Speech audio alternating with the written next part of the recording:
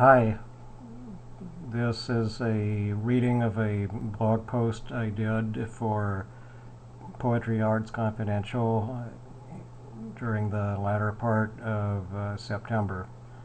And it has a nice, catchy title. I became a poet for the wrong reasons. Let's start with this true story. I was a stand-in on a movie filming during the year 1993. One night we were filming in the Hollywood area at an apartment building on Fountain and El Centro. In the first hour of work, while the apartment interior was being readied for shooting, the cinematographer came up to me and said, "I had a dream about you. You were on the Santa Monica Pier wearing clown shoes." Which essentially meant that he had a dream about me and that I was on the Santa Monica Pier wearing the shoes of a circus clown. The cinematographer said this loud enough for other crew members to hear. I couldn't do anything about what he said. I was scared of being fired on the spot. And I was making a decent amount of money as a SAG stand-in for the length of the shoot, which was about 8 to 9 weeks. So I kept very, very quiet. The other crew people said nothing. They kept doing their work, so the first shot of the night could be filmed. When the film shoot ended, I told myself that I didn't want to experience anything like that again. I did not like being bullied and powerless, and I resolved not to take abuse from others without at least attempting to fight back. Let's cut to 5 years later, 1998.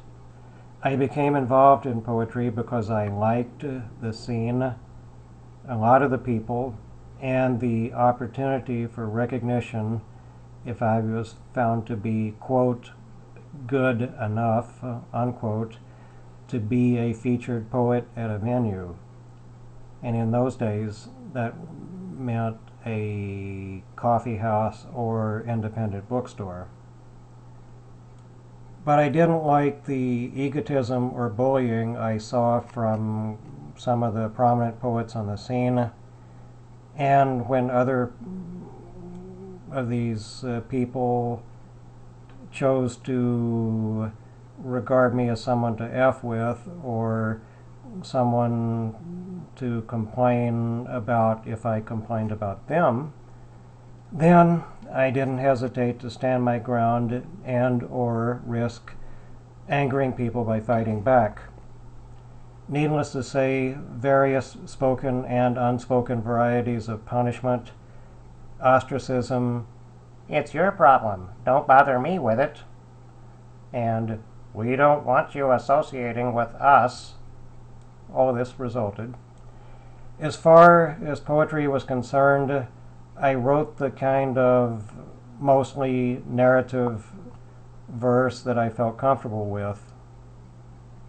I didn't anticipate the death of most of the, quote, most anyone can play, unquote, coffee house and independent bookstore scene, though I could see a decline beginning as early as 2002, 2003.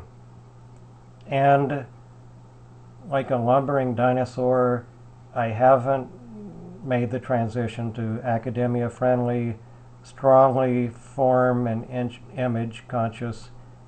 There's no mistaking this for anything but a real poem kind of work.